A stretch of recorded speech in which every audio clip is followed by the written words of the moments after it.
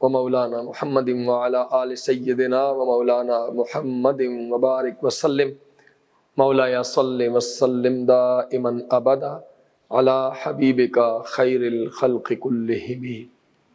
اللہ رب العزت کا بے حد شکر ہے کہ اس نے ہمیں اشرف المخلوقات پیدا فرمایا، اور اس کریم رب کا بے حد و بے حساب شکر ادا کرتے ہیں کہ اس نے ہمیں جناب سیدنا محمد رسول اللہ صلی اللہ علیہ وآلہ وسلم کا امتی بنایا۔ ان نعمتوں پر اللہ تعالیٰ کا جس قدر بھی شکر ادا کیا جائے وہ کم ہے۔ انسان اشرف المخلوقات ہے، لیکن عجیب بات یہ ہے کہ حضور جان کائنات صلی اللہ علیہ وآلہ وسلم کی دنیا میں تشریف آوری اور آپ کے اعلان نبوت سے قبل یہی انسان جس کو اشرف المخلوقات ہونے کا لقب ملا، جس کے سر پر تاج کرامت رکھا گیا، یہ انسان اللہ رب العزت کے اپنے خالق اور اپنے مالک کے وجود سے ناآشنا تھا۔ اللہ کے علاوہ ہر چیز کو وہ معبود مان رہا تھا، اپنے رب کے علاوہ وہ ہر چیز سے ڈرتا تھا، حتیٰ کہ انسان اپنی جبین کتوں کے آگے، بندروں کے آگے، درختوں کے آگے اور اللہ رب العزت کی مخلوق کے آگے جھکا کر فخر محسوس کرتا تھا۔ کسی نہ کسی شکل میں اللہ رب العزت کی مخلوقات میں سے کسی کو وہ معبود اور خدا مانتا تھا۔ اللہ کے محبوب علیہ السلام جب تشریف فرما ہوئے تو آپ نے اللہ کی مخلوق کے سامنے جھکی ہوئی پیشانیوں کو لا الہ الا اللہ کے نور سے منور کرتے ہوئے ایک رب کے سامنے جھکا دیا۔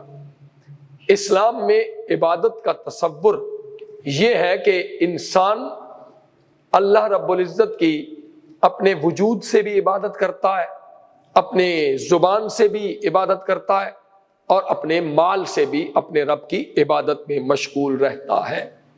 انسان کبھی تو اپنی زبان سے لا الہ الا اللہ کہتا ہے تو وہ اللہ کی عبادت میں مشغول نظر آتا ہے۔ اگر ہم اس بات پر غور کریں تو ایک ان پڑھ چرواہا جس نے کبھی کسی مدرسے کا اور کسی درسگاہ کا منہ نہیں دیکھا، جس نے الف بے بھی نہیں پڑھی، لیکن وہ مدرسے سے ناآشنا اور تعلیم و تعلم سے نابلد چرواہا جب کسی پہاڑ کے دامن میں یا کسی میدان میں یا کسی چراگاہ میں اپنی بکریاں چرا رہا ہوتا ہے تو وہ اپنی ترنگ میں آ کر، اپنی موج میں آ کر ایک لے کے ساتھ لا الہ الا اللہ کا ورد کرتا ہے۔ وہ کون ہے جس نے اس لا الہ الا اللہ کے دل نواز کلمے کو اس کے سینے میں محفوظ کر دیا؟ وہ حضور جان کائنات صلی اللہ علیہ وسلم ہے۔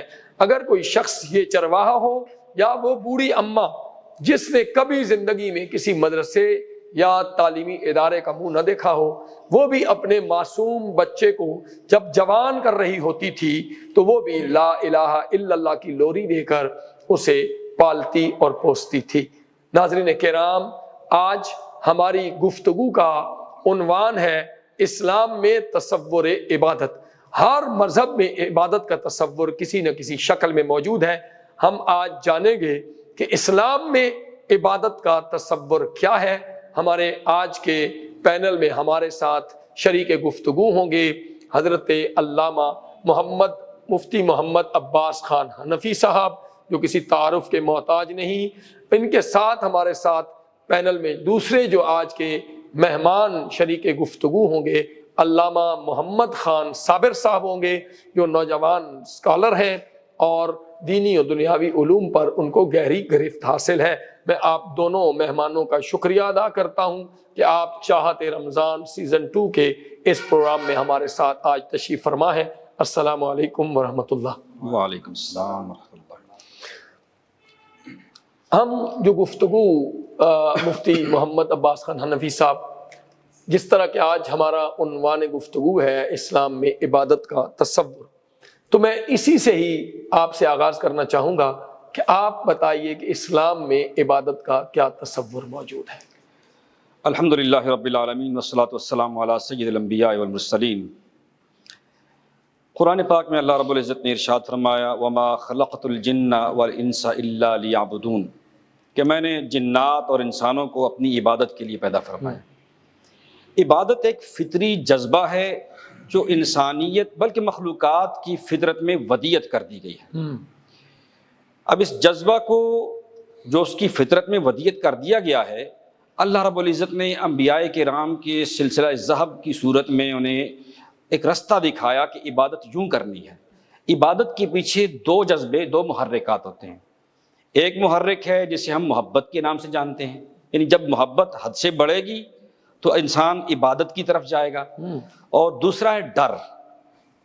جب وہ حد سے زیادہ بڑھے گا تو انسان عبادت یعنی کہ سر جھکانے کی طرف جائے گا۔ محبت کی شدت میں بھی سر جھکایا جاتا ہے محبوب کے سامنے، اور جس چیز سے انسان بہت خوف کھاتا ہے اس کے سامنے بھی سر جھکاتا ہے انسان۔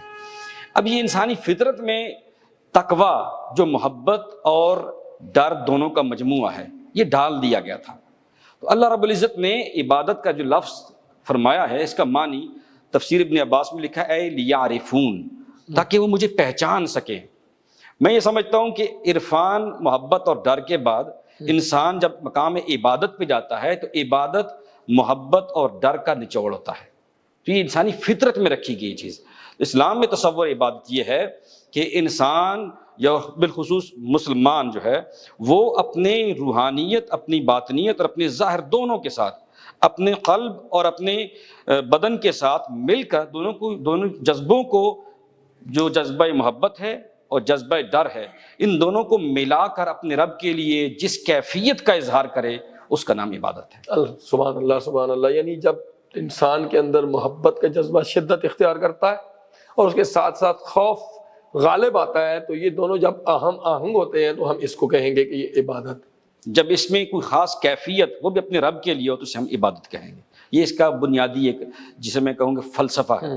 اب اس کے بعد اسلام میں تصور عبادت، اس میں انشاءاللہ کہ مزید بات بھی ہوگی، وہ یہی ہے کہ اللہ رب العزت نے فرمایا ہم نے تمہاری تخلیق کا بنیادی مقصد عبادت رکھا ہے، یعنی تم محبت بھی مجھ سے شدت سے کرو اور ڈر بھی میرا محسوس کرو۔ میں یہاں پہ ایک چھوٹی سی بات بیان کرنا چاہوں گا۔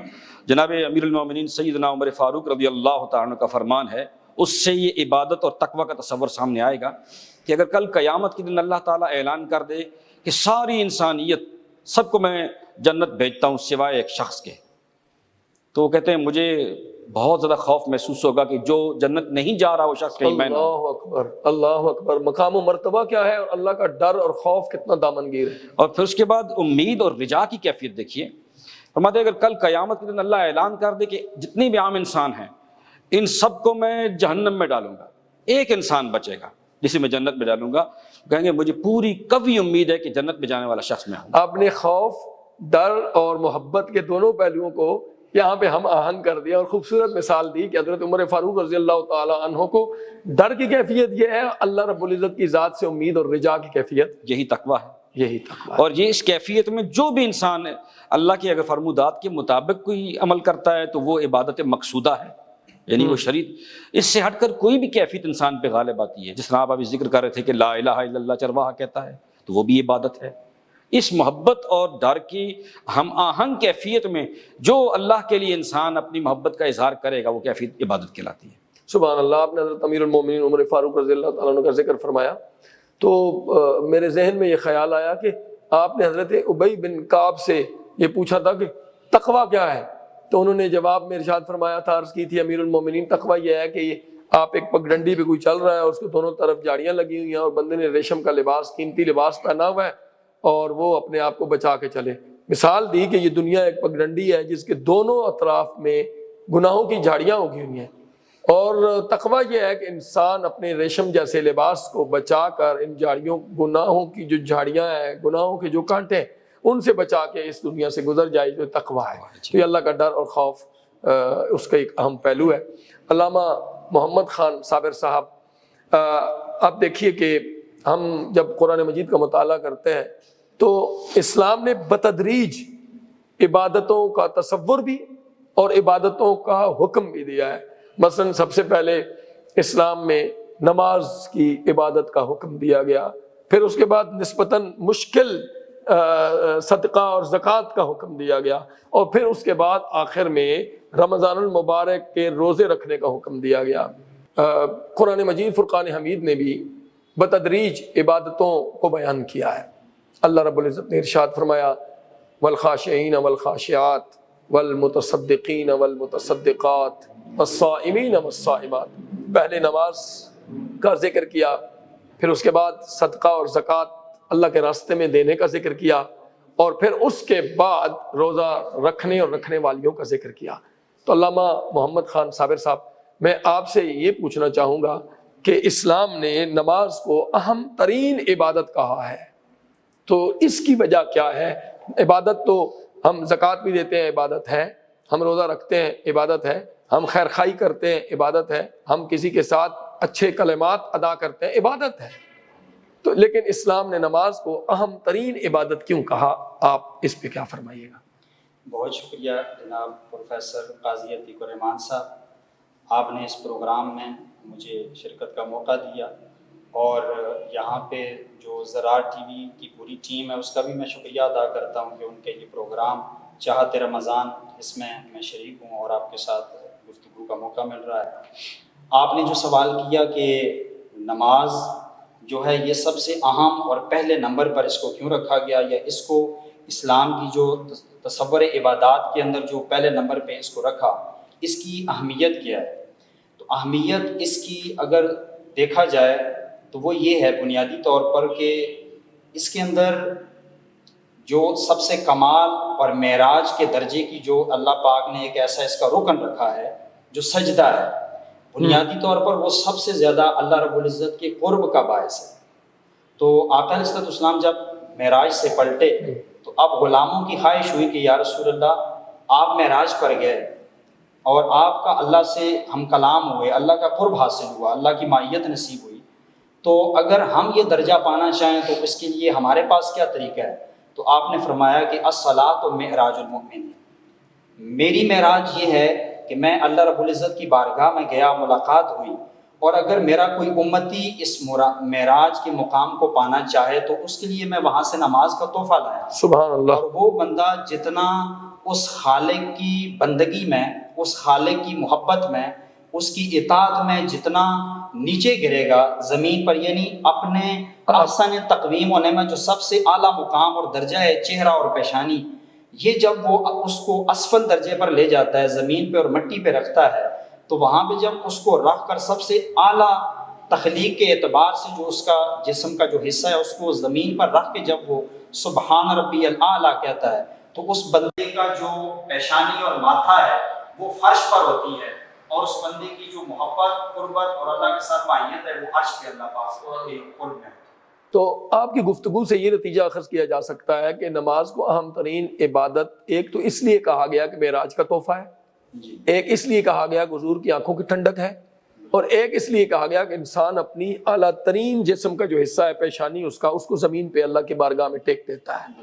اور اس کا دوسرا پہلو یہ بھی تو ہو سکتا ہے کہ ہم جب نماز میں کھڑے ہوتے ہیں تو ہماری پورے کا پورا وجود محو عبادت ہوتا ہے، ہماری آنکھ محو عبادت ہوتی ہے، ہماری زبان سبحانک اللہم کہتے ہوئے محو عبادت ہوتی ہے، ہمارے سوچوں پر بھی اللہ رب العزت کی ذات کا پیرا ہوتا ہے، اس لیے بھی اس کو ہم جامع ترین اور افضل ترین عبادت کہہ سکتے ہیں۔ علامہ مفتی محمد عباس خان حنفی صاحب، میں آپ سے یہ پوچھنا چاہ رہا ہوں کہ احسان اور عبادت کا آپس میں کیا تعلق ہے؟ احسان اور عبادت کا آپس میں بہت بنیادی اور بہت ضروری تعلق ہے۔ یہاں میں اس کا جواب حدیث جبریل سے پیش کرنا چاہوں گا، اور اس کو میں مختصراً پیش کروں گا۔ انسانی شکل میں جناب جبریل علیہ السلام تشریف لائے، نبی علیہ السلام کے گھٹنوں کے ساتھ گھٹنے ملا کر بیٹھے، باقی صحابہ کرام تشریف فرما ہیں، مفہوم حدیث ہے۔ خود ہی سوال کیا مل احسان یا رسول اللہ، احسان کیا ہے؟ میں ان تعبد اللہ کانک تراہ فان لم تکن تراہ فانہ یراک، کہ تو اپنے رب کی عبادت یوں کر گویا اپنے رب کو اپنی آنکھوں سے دیکھ رہا ہے۔ یہ ہے احسان، احسان یہ ہے احسان۔ اور اس درجے پر نہیں تو کم از کم یہ تصور تو رکھ کہ تیرا رب تجھے دیکھ رہا ہے۔ علامہ اقبال کا ایک شعر مجھے یاد آتا ہے کہ وہ عبادت کو اور بالخصوص نماز کو، جسے حضرت نے بڑی خوبصورت انداز میں بیان کیا، نماز کو وہ کس درجے میں دیکھتے ہیں؟ وہ کہتے ہیں اذاں ازل سے تیرے عشق کا ترانہ ترانہ بنی، بنی، نماز تیری دید کا ایک بہانہ بنی، ادائے دید سراپا نیاز تھی تیری، کسی کو دیکھتے رہنا نماز نماز تھی تھی تیری۔ تیری۔ یہی احسان ہے، اور اللہ تعالیٰ نے احسان کو پسند فرمایا، ان اللہ یحب المحسنین۔ احسان کا مطلب ہے کسی چیز کو خوبصورت کر کے پیش کرنا، ایک تو اس چیز کا وجود برقرار ہے کہ اس کو حسن و جمال دینا، یہ ہے احسان۔ احسن یحسن، احسان کا مطلب ہے کسی چیز میں حسن پیدا کرنا۔ تو کسی چیز میں حسن، بالخصوص عبادت میں حسن یہی ہے کہ انسان جب اپنے رب کی بارگاہ میں حاضر ہو تو اس کو یہ تصور کرنا چاہیے کہ میرا رب میرے سامنے موجود ہے، اور نہیں تو کم از کم میرا رب مجھے دیکھ رہا ہے۔ یہی احسان اور اسی کا تعلق عبادت سے ہے۔ جی، چونکہ ہمارے پروگرام کا وقت جو ہے وہ بہت ختم ہونے کے قریب ہے، مختصراً آپ سے سوال یہ پوچھنا چاہتا ہوں، ایک ہے نماز قائم کرنا اور ایک ہے نماز پڑھنا، ان میں کیا لطیف سا فرق ہے؟ نماز پڑھنے کا حکم قرآن مجید کی سورۃ الکوثر میں ذکر ہوا ہے، فصل لربک۔ اس کے علاوہ قرآن مجید میں جہاں بھی الفاظ استعمال ہوئے ہیں وہ نماز قائم کرنے کے۔ یہی ہماری بد نصیبی ہے کہ ہم نماز کو صرف پڑھتے ہیں اور قائم کرنے کے تصور کی طرف ابھی تک ہم نہیں جا رہے، جس کی وجہ سے اس کے وہ ثمرات اور فوائد ہمیں پوری طرح حاصل نہیں ہو رہے جو ہونے چاہیے۔ جیسا قرآن کہتا ہے کہ ان الصلاۃ تنہیٰ عن الفحشاء والمنکر، نماز تو بے حیائی کے کاموں سے اور برائی کی باتوں سے روکتی ہے، مگر اگر ہمیں وہ نماز نہیں روک رہی تو اس کا مطلب یہ نہیں ہے کہ قرآن جھوٹا ہے، اس کا مطلب صرف اور صرف یہ ہے کہ ہم آج تک ہم نے وہ نماز پڑھی ہی نہیں جو روکتی ہے۔ ہم نماز پڑھ رہے ہیں یعنی قائم ہم نے نہیں کیا۔ تو قائم کیا ہے؟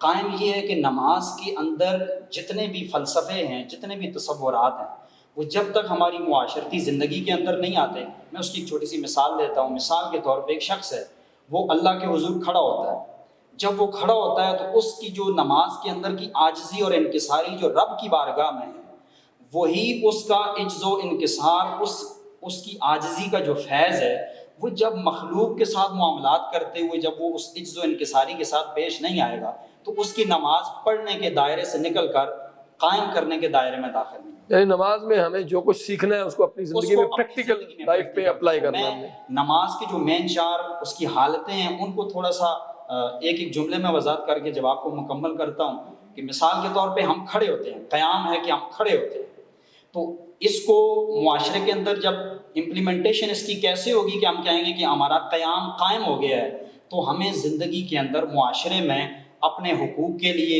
غریبوں کے لیے، محتاجوں کے لیے، مسکینوں کے لیے، ان کے حقوق کی جنگ لڑنے کے لیے باطل کے خلاف بعض دفعہ ہمیں کھڑا ہونا پڑتا ہے۔ یہ نماز کے قائم ہونے کا جو قیام کا فیض ہے وہ اس صورت میں ہے۔ جب ہم رکوع کرتے ہیں تو عام طور پہ یہ ہوتا ہے کہ بعض دفعہ ہماری آپس میں اونچ نیچ ہو جاتی ہے، کوئی اس طرح کی کوئی لڑائی جھگڑے کی صورت ہو جاتی ہے جہاں پہ ہم سے کوئی معافی مانگے تو ہم نے اسے معاف کرنا ہے۔ رکوع ہمیں یہ بتاتا ہے کہ اگر آپ کو معاف کرنے کے لیے تھوڑا سا جھکنا پڑے تو آپ جھک جائیں۔ یہ رکوع سے ہمیں یہ معاشرے میں فیض اور اس کا اثر یہ ہوگا تاکہ ہمارے معاشرے کے اندر رکوع کا فیض یہ ملے گا کہ ہم معاف کرنے والے بن جائیں۔ اب بعض دفعہ کوئی ایسی صورتحال ہوتی ہے کہ ہمیں معافی مانگنی پڑتی ہے، وہ معاف کرنے سے بھی اگلا درجہ ہے، اس کے لیے اور زیادہ ایک ہمت اور حوصلہ چاہیے ہوتا ہے کہ میں نے اب معاف کرنا ہے۔ تو معاف کرنے کے لیے انسان کو زیادہ گرنا پڑتا ہے، اور یعنی معافی مانگنے کے لیے، معافی مانگنا جو ہے وہ اس سے بھی بڑا درجہ ہے، اگلا سٹیپ ہے کہ آپ معافی مانگتے ہیں کسی سے، آپ سے جو غلطی سرزد ہو گئی ہے آپ معافی مانگتے ہیں، آپ کو معافی مل جاتی ہے۔ اب اگر یہ دونوں رکوع اور سجود کے یعنی معاف کرنے اور معافی مانگنے کا اگر کوئی ایسا ماحول پیدا نہ ہو تو تشہد کا بیٹھنا اس بات کی طرف اشارہ ہے کہ تم دو چار لوگوں کا جرگہ بٹھا کے اس مسئلے کو حل کر لو۔ یعنی آپ نے 3-4 ارکان کا ذکر کر کے بتایا کہ اس طرح ہماری زندگی میں یہ چیزیں نماز کے اندر جو ہیں یہ اگر ہماری عملی زندگی میں آ جائے، معاشرتی زندگی میں، تو نماز پڑھنے کے دائرے سے نکل کر قیام ہونے کی وادی میں داخل۔ ناظرین کرام، آپ کی طرف سے کچھ سوالات بھی آئے ہیں لیکن پروگرام کا دورانیہ مختصر ہے۔ میں ایک سوال مفتی عباس خان حنفی صاحب سے پوچھنا چاہوں گا۔ ہمارے ناظرین کی طرف سے مفتی صاحب یہ سوال آیا ہے کہ عورتوں کی جماعت کے متعلق آپ کا کیا خیال ہے؟ اور ان سوال میں یہ بھی ایڈ کیا گیا ہے کہ بعض جگہوں پہ صلاۃ التسبیح کے نام سے عورتوں کا اکٹھ ہوتا ہے اور صلاۃ التسبیح کے نام سے عورتیں با جماعت نماز ادا کرتی ہیں، تو اس حوالے سے شرعی رہنمائی فرما دیجیے۔ بسم اللہ الرحمن الرحیم۔ پہلی بات تو یہ ہے کہ نفلی نماز میں جماعت جو ہے وہ مقصود نہیں ہے، وہ زیادہ مستحسن عمل نہیں ہے نفلی جماعت میں، نفلی نماز میں جماعت، اگر اس میں گنجائش نکل بھی آتی ہے تو عورتوں کی جماعت کے حوالے سے تو جتنے بھی فقہائے اسلامیہ ہیں انہوں نے اس کی اجازت نہیں دی ہے کہ اگر شروع میں نبی علیہ السلام کے دور میں اگر جماعت ہوتی تھی تو اس کی پیچھے وجہ یہ تھی کہ عورتیں نماز پڑھنا سیکھ جائیں، اور وہاں بھی یہ اہتمام تھا کہ عورتوں کی امام جو ہے وہ عورتوں کے درمیان میں کھڑی ہوتی تھی، اور جب وہ عورتوں کو نماز کا طریقہ سکھا دیا گیا تو اللہ کے نبی کے حکم اور اجازت سے ہی وہ عورتیں اگرچہ نماز کرا سکتی تھیں لیکن پھر بھی مسجد نبوی میں آتی تھیں اور جماعت مردوں کے پیچھے ہی کھڑے ہو کے پڑھا کرتی تھیں۔ تو اس کا مطلب یہ ہے کہ عورتوں کی نماز با جماعت جو ہے اس کا اسلام میں کوئی تصور نہیں ہے۔ پہلے دور میں جو اجازت تھی وہ محض سکھانے کے لیے تھی، جب وہ سیکھنے کا مرحلہ بھی مکمل ہو گیا تو پھر عورتوں کی جماعت منع کر دی گئی، پھر وہ مسجد نبوی میں حاضر ہوتی تھیں۔ جناب سیدنا عمر فاروق رضی اللہ تعالیٰ عنہ نے ایک عورت کو دیکھا کہ وہ مسجد سے باہر نکلی تو دو نوجوان اس کا پیچھا کرنے لگے، تو آپ نے اس کے بعد حکم دیا کہ آئندہ کے بعد کوئی عورت مسجد کو نہ آئے۔ تو یہ تصور ہے، تو اس لیے صلاۃ التسبیح کی باجماعت نماز وہ بھی عورتوں کی ہونا، اس میں بہت ساری قباحتیں ہیں، اس کو نہیں ہونا چاہیے شرعی اعتبار سے بھی اور فلسفے کے اعتبار سے بھی۔ ناظرین کرام، موضوع تو اس قدر دلچسپ اور طویل ہے کہ جس پہ بہت دیر تک گفتگو کی جا سکتی ہے، لیکن گھڑی کی ٹک ٹک ہمیں اس طرف متوجہ کر رہی ہے کہ ہمارے آج کے پروگرام کا وقت ختم ہو چاہتا ہے۔ ناظرین کرام، اللہ تعالیٰ آپ سب کو اپنی امان میں رکھے۔ انشاءاللہ ملتے ہیں اگلے پروگرام میں کسی نئے موضوع کے ساتھ۔ السلام علیکم ورحمۃ اللہ وبرکاتہ۔